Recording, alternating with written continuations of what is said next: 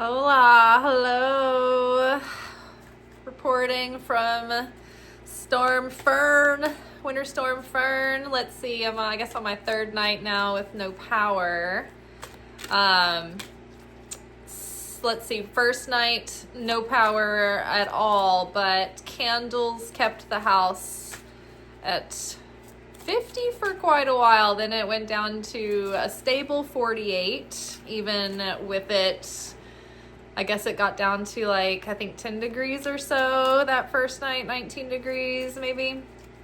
The second night, it got down, I think, to 6 degrees, but I did have a generator by then, which I was worried about that night. My family, a couple of cities or counties over, has their power now, so they didn't need their generator. So they brought me the generator, and I had a night of plugging in my phone and my gadgets inside. Was able to get the temperature at the high 51, and then I fell asleep on the couch overnight, and I woke up about 5:45 or 6 cold, so that the generator had kicked off probably not too long before. By the time I got outside, it was tepid. It was not cold, so I was able to get it filled up and restarted easily, one yank. Today I went out while it was 33 degrees and filled up my gas cans. And there were a couple of gas stations that didn't have any gas, but the streets were okay. So I got up to the main road. Found a gas station across the street from the other errand I needed to run, and yeah, so now I'm settled. The restaurant was open, but they only needed one server to come in, and there wasn't a lot going on, and I was like, well, for the grief I'll feel when I come home to a cold house, I'd rather just stay in and keep it all warm. So what a waste of gasoline it would be to take all night to run the generator, only for it to go out of gas again, just for it to probably get up to the temperature that it was. So, yeah. It pays to be organized and logical in your thought process. I realized this today as I was leaving the house, because if you don't think about it, you could waste some resources. And I almost blew out all the candles and turned everything off, and I was like, wait, what do I need to do before I need to leave the house? Because I need to keep it as warm as possible. So it's okay, I might as well use the other half of the gas to top off the generator. Got that. Then empty out the last 2 cans or whatever, put them in the car to go fill. Make sure I have the right set of keys. I've been having a pair of keys in my coat pocket, so that they're on my person as I'm getting in and out of the car as it's running. And I've got a house key. Okay, check. The right set of keys on me before I lock the house, because I only have the one key on the one. So okay, I've got the right keys. Okay, I was I'm proud of myself. Got key management. Okay, nobody's getting locked out or locked in. Everything's good. Everything has been extinguished. The car has had time to warm up. The block of ice around it has melted. I don't know why people are out there scraping everything. If you just turn your car on and turn the heat on, give it 15, 20 minutes, you'll come out to a perfectly melted car. I've been doing this my whole life. I just watched half an inch of ice just melt off in 15, 20 minutes. Patience, no scraping, no fuss, no muss. So if you can get into the car, that's the key. I was opening my door intentionally so that it didn't get frozen shut. Yeah, so let's see. The generator, I did have a power outage this morning, and I had to troubleshoot it. And basically, I was okay, the generator's still running, and the stuff in the kitchen is on a different circuit, so that's fine. I was did I throw a breaker? I was I didn't think that I had too many things plugged in. And so basically the line had just gotten loosened from the hypersonic vibration, which is a term that my brother taught me a while back, and I wrote it on my little marker board on my refrigerator. So I thought that was just such a fun term. I was someday I'll need to use that term. Today I did. Hypersonic vibration loosened my connection on my generator, so so that was fine. I just fixed that right away.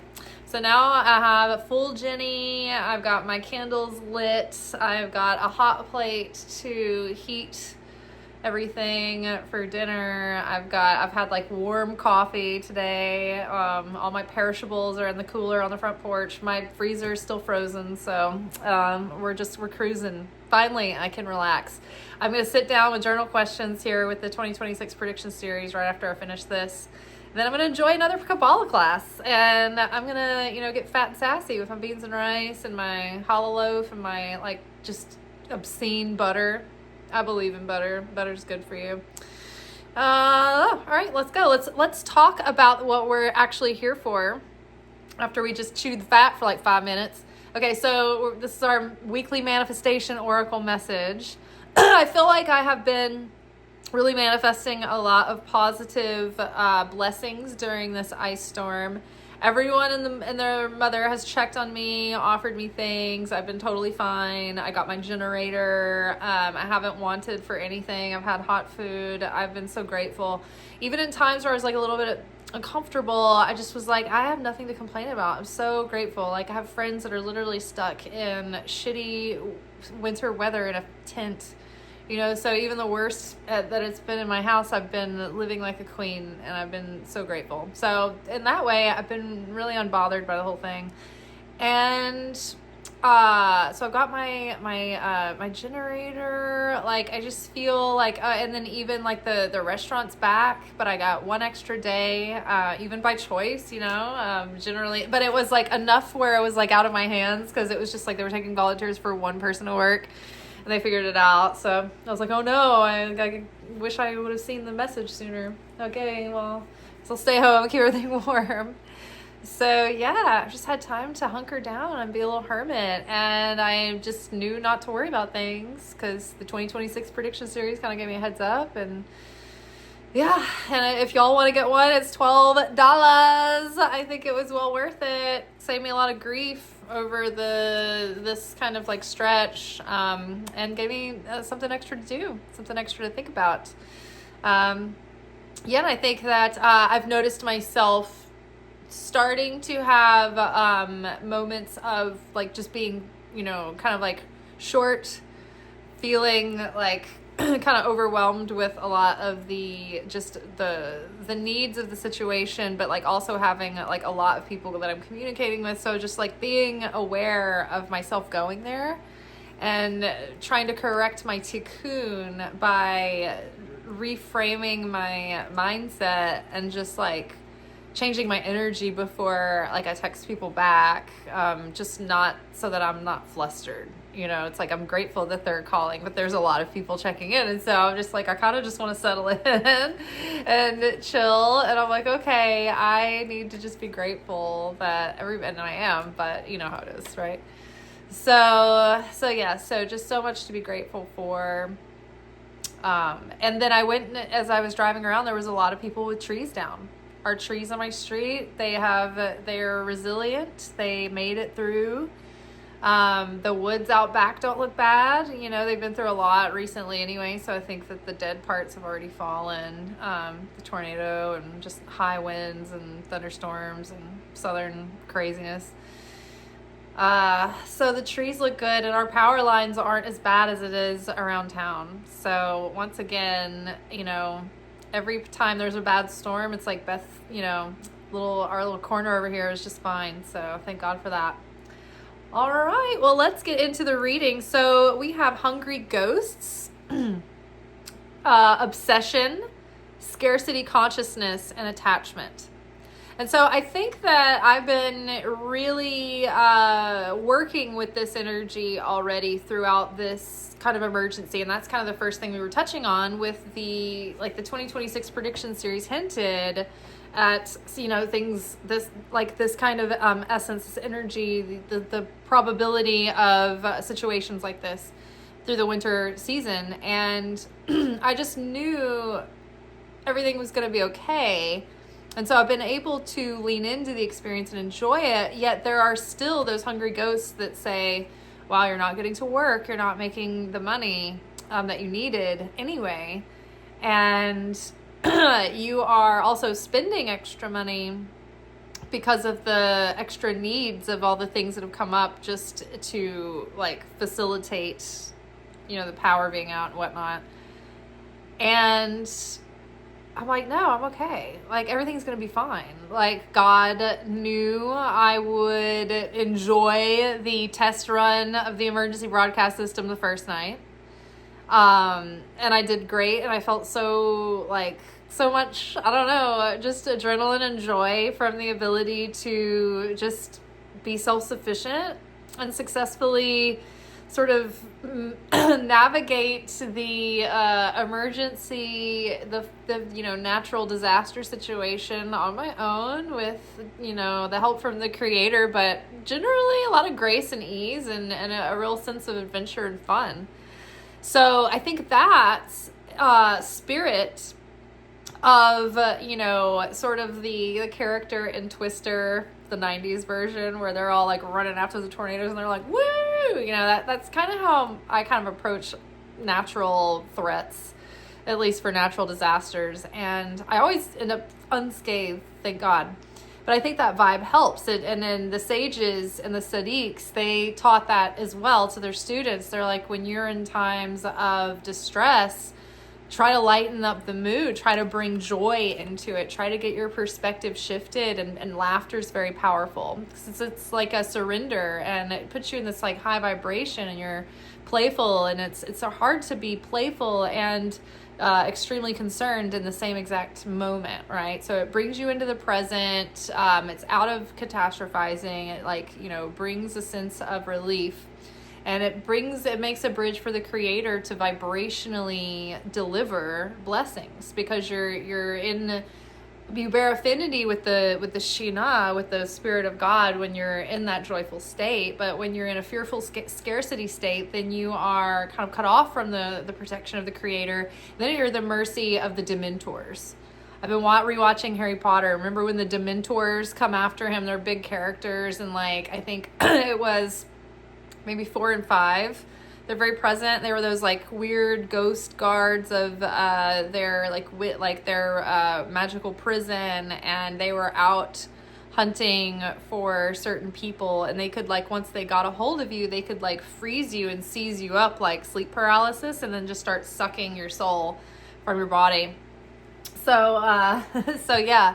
When we're in that down state, that's what you can think of. It's like spiritual dementors are sucking your energy, and they're sucking the light out of your ability to, produce your patronum, your protective shield of light through your joy, through that feeling of safety and security and joy. I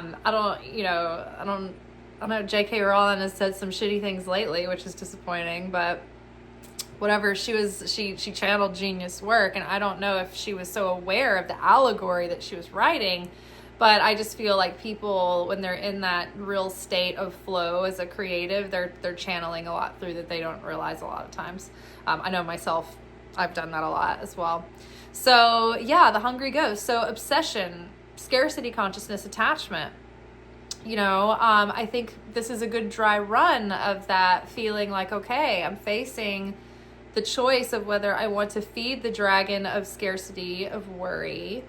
And I've been like, no, I'm fine. Right as everything got really cold, God sent me my generator through my brother. And it, made sure that I had the ideal conditions to have a little hermitage of solitude, but be comfortable in my own space. So I love that. I'm supported. Right? And last week and the week before that, we kept having let your friends help, angelic helpers, help us on the way, all of that. And so it's we're always being guided and prepared, when we make it a priority to keep our connection to God and our presence with God strong, realizing that God is always with us. So I think choosing to just know that, knowing that even today I was like, okay, do I need to go fill the gas cans? Because I believe that probably the power will be on by the time I run out of the gas that I was provided. I have a feeling.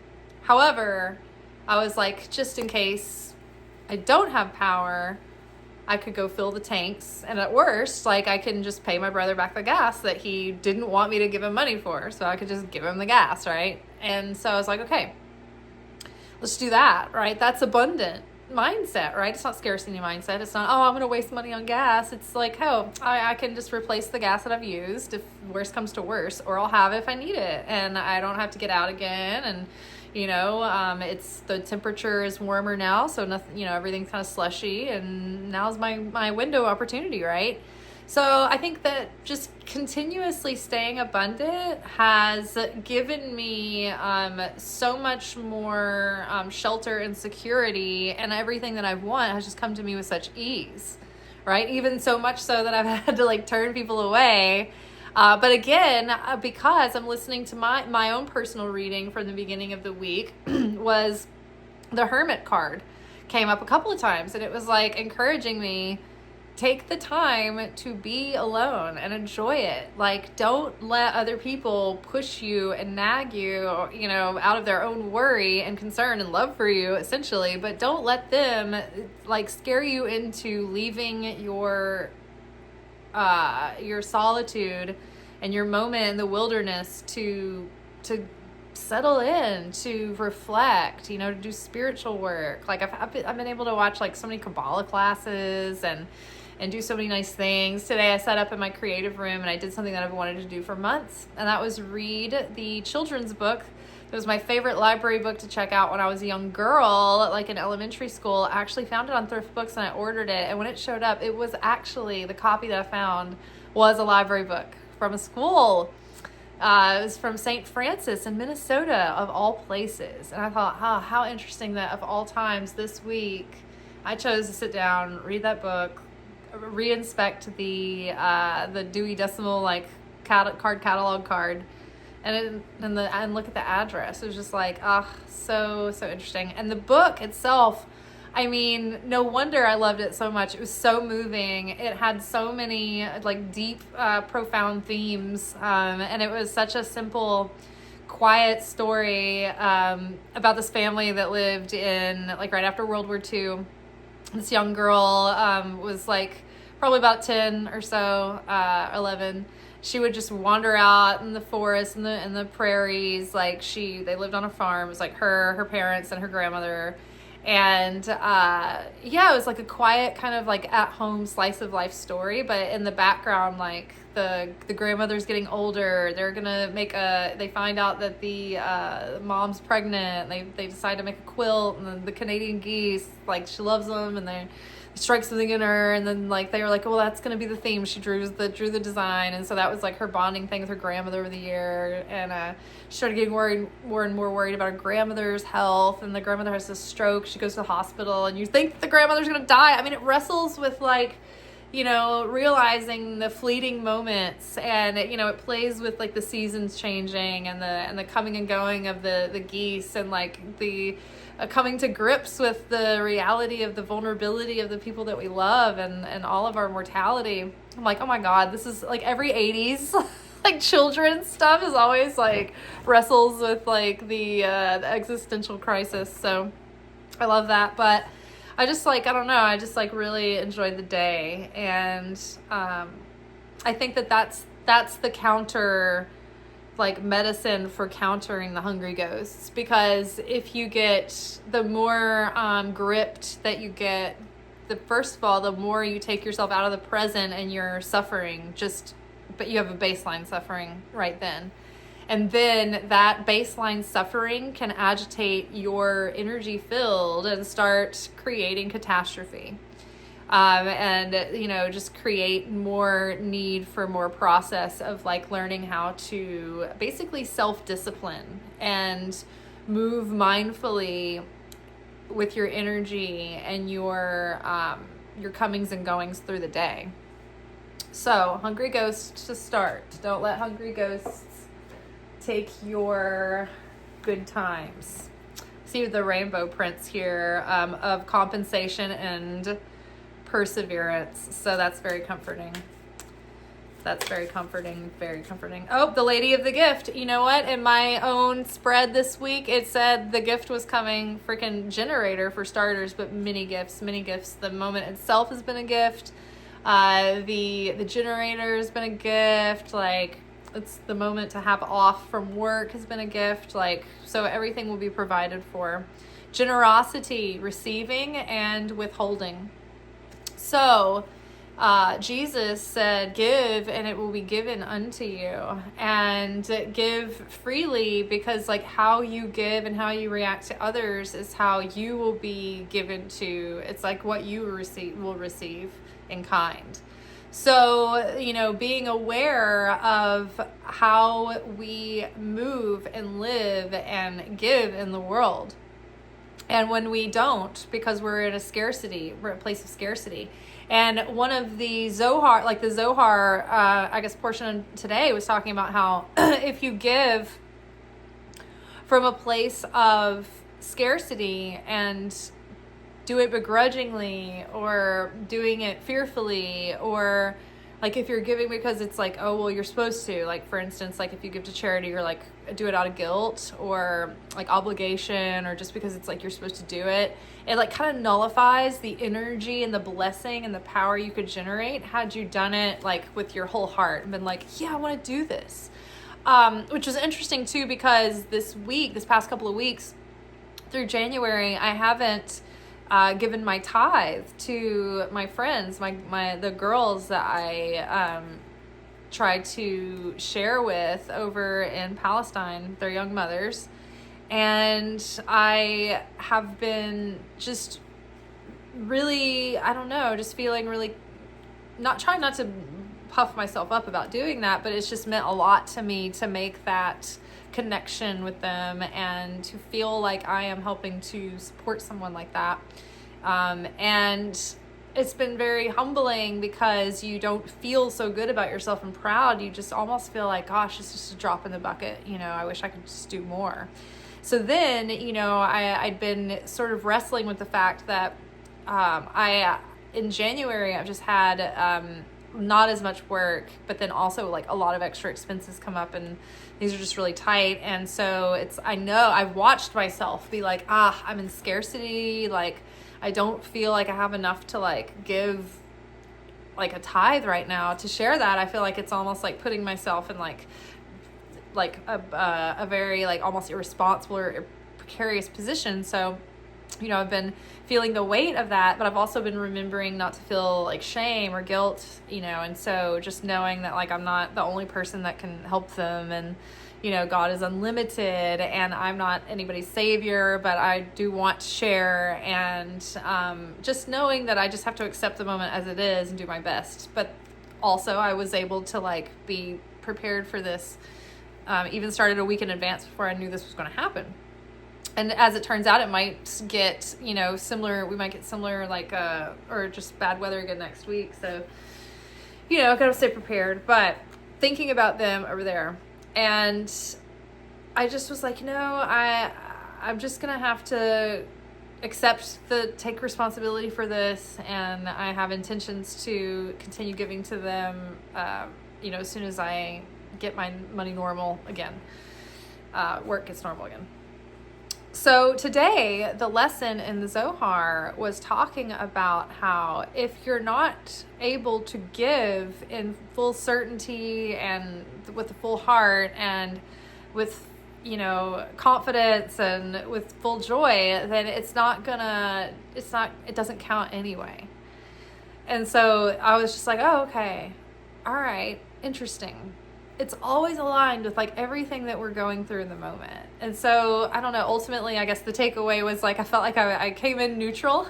Would have been better had I just been able to be like, yeah, I'm so brave. I'm going to like do this thing and like give it to them, and with so much courage. But I didn't make it that far, but I don't think I went into like down in a hole over it. But I didn't give in a state of panic and begrudgingly and like fearfully, either out of like guilt or force. So I think I made it through with like a C plus. So Lady of the Gift, generosity, receiving and withholding. So, to give, right, we want to give with a whole heart, and that puts more power in the blessing. You know, it takes those 2 fish and 5, is it 2 loaves and 5 fish, or 2 fish and 5 loaves? You know, that's what extends that blessing to the 5,000, right? It amplifies your gift. When people are scared to receive because they don't want to take from someone, just remember that there's giving in the taking and taking in the giving. Like, you receive when you give. You work off some of your tikkun, and you reveal light that had been concealed in your own life. So that's, a very positive thing to give. You're actually receiving. You're not losing anything. And so that can ease yourself when someone is trying to give to you. Just know that it's good for them. They're getting points with the Creator. They're cleaning up their spiritual, mess, or like changing their raw material into a resource. So by that, and there's a way to spiritually receive in a positive way that isn't taking. It's like, you're not coercing someone or manipulating someone into giving to you. And you're not like, oh, I was hoping they would fork this over either. You're not like an opportunist like that, like where you're like taking, like, oh my gosh, you guys, how recently have you watched Home Alone? Because Uncle Frank was written so genius, but he is just the kind of greasy character to the core, like even down to like on the plane, he's like trying to put everything. I mean, not that we don't do that with like the hotel bottles and stuff, but like they exaggerated the character, making him just like fill it up, trying to get everything you can, like pushing, get mine to the front, right? So yeah, so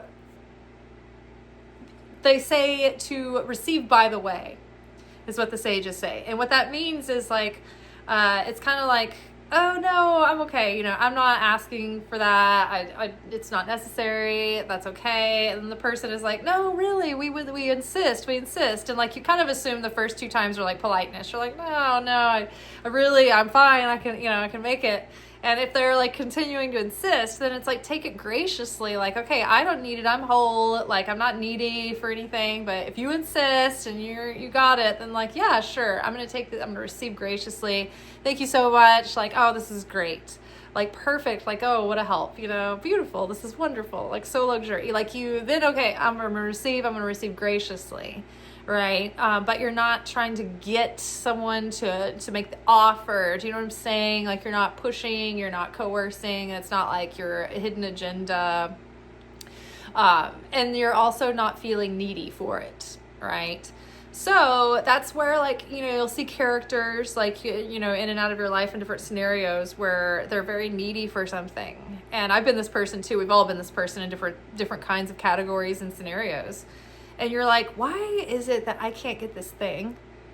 And I need it so bad, yet the person over there who doesn't need it, it just comes to them so easily. Like, they don't even want it. Like, even down to homecoming. One year, for some reason, it was like, I didn't care before, but like that year I was like, why not? It'd be fun because people just nominated me. So I just really decided to get into the spirit of it all. So I was like, yeah, maybe I'll win. Like, everybody, I didn't ask for it. I didn't campaign for it or anything. It just started happening. And I was like, maybe I will win. Like, it feels like everyone's behind me. Everyone was telling me they were going to vote for me. And so I got excited. And then this other girl won. And I didn't hear anything about her even being like nominated. Really, it was just like it was like a surprise, like sort of like dark horse win, like somebody came back from the running, and I'm like, well, shoot. And so I was like, oh, congratulations. She's like, who cares? And I'm just like, give me the crown. I wanted it. You don't even care. But that's how it is. People who are like desperate for friends. And for people to like them, and they go overboard with like trying to like do performative things and be more than they are, not what they are. It's like it repulses people, even if the people are like trying to be nice and they're being polite and trying to include. It's just like they're like, it's like psychic weight and a drain. Because even though they're doing the action, it's just like there's such a sucking energy coming from the other person. It's like psychic vampire, right? Same for like the person that's like everybody's having a good time, and then that person that comes in and they're like trauma dumping and playing the victim, and they're just like taking, like siphoning the attention, like that's taking in like a destructive way, and you're just like, oh my god, they're sucking the life out of me. And then that's true. They really are. So, you know, just being, I guess, mindful of, you know, energy, the way it comes and goes, right? And where what you're doing with your energy at any given moment, you know, is there needing in your giving, right? Are you wanting something you're not getting because you need it so bad? It's like times at work when I've like wanted the tables and I've needed money, and it seems like the girl who lived with her parents that used to work there is getting like all the tables, all the best tables. Like she doesn't even need to pay any bills. Like they spoiled her rotten, and yet she is living high on the hog, and the rest of us are like trying to figure out how we can scrape together to get like a communal, you know, living situation going. Like, oh my god, right? So now I just sort of released my cares to the wind and to the creator throughout this year, and let me tell you, she immediately left the show, you know, so to speak, and things have been much more equitable. All right. But like we were talking about last night, when it's not an issue, it won't be an issue. So when you're not needy of something, that's when you receive it, and it just comes pouring. All right. So Lady of the Gift, generosity, receiving, and withholding. Okay. So, Lady of the Mirror, reflection and non-judgment. I don't think we need to go back and repeat, but like think about everything that we talked about like me, like witnessing my like attitude coming up, like getting like defensive, like in this moment, like, everybody back off and just give me my space. No, okay, I don't want to be like that. I don't want to make them feel, you know, like I don't appreciate them. So I'm going to adjust my attitude before I call them, you know, like self-reflection, but not like judging myself like, oh, I'm such a fucking asshole. What a wretch. All this time, like all this like effort, fasting, feasting, praying, Shabbat, like nothing helps. I'm a wretch. Piece of shit. Like, no, it's not gonna help me. It's not gonna help me at all, right? So it's like reflecting, like just being like pond girl over here. I'm reflecting. Is anybody watching me reflect? Pick me. We're picking you though. We are picking you, Lady of the Mirror.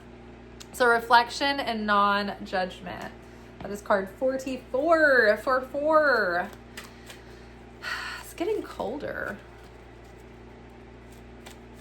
but the generator's on. Just getting draftier, I guess. I wonder what the temperature is outside right now. It's definitely feel like it's dropped a couple of degrees inside, but it's probably because I'm near the window. Hawk print, spirit communication, paying attention. You know it, like everything that I have been, you know, it's interesting how I've been moving through my days probably since Wednesday with this like utter awareness of the guidance of spirit, probably even since the week before last, to start preparing ahead of time. Before I knew about the weather, I just felt like there were certain things that I needed to just have around, and boy, have they come in handy. So I was already prepped with a lot of the stuff that I needed the week before the storm hit. I have been, you know, like following my instincts, but it's been really clear because I've been so present in the moment as I'm chopping wood and carrying water. Like I haven't really been distracted, right? I haven't been thinking about catastrophizing the future, thinking about the past. I've just been like, pick up the stick. Is that stick wet? Like, you know, fill the barrel. Like, it's like very like mundane, simple, but very involved tasks where I've just been like insanely present and grounded. And then like, it's just like, you just know what the next thing to do. You realize the mistake before you make it, you know, just, you got the like creator giving you the checklist of like safety practices. And someone's calling me now, probably to check on me. Yeah, but you know, if you take things slow and you're present and you're grounded, then you can hear the guidance given to you clearly and follow it, and then find yourself like being more than provided for, more than guided, more than, but it's like when you're calm, right? It's not following a sense of panic or being unsettled or feeling disruption. It's being able to stay calm so that you can hear the quiet, chill guidance. Right? I like something told me, grab the thing for the neighbor's side, right? And they were like, oh, well, it'll be okay. We'll take care of it. But they didn't. But I was like, you know what? I'm just gonna make sure they don't have their pipes burst. They're probably not connected to me, but either way, it's not a big expense. Because I did that, and I remembered when I followed my guidance at Lowe's to grab them, or Home Depot the next day, like they shoveled my driveway and sidewalk like twice. I didn't even ask them to do that. Like, so nice, right? So just like following the creator's guidance will just lead to more and more and more support. I am going to just finish there. I'm getting texts after calls, so I need to call people back because either there's something they need to reach me for, or I don't want to worry them. All right, you all, peace be with you. Hoping that wherever you are, you're warm. Let me know in the comments. Everybody's been chiming in about their different trucks that they have with tires, and different generators that people have, and what they're doing and what they do. So I guess what we all have in common is that we are hardy people who have prepared, who are good, we're resourceful, and we know how to navigate through a situation. So I'm proud of us. Good job, guys. Holler at me. Let me know what you're up to. Ciao.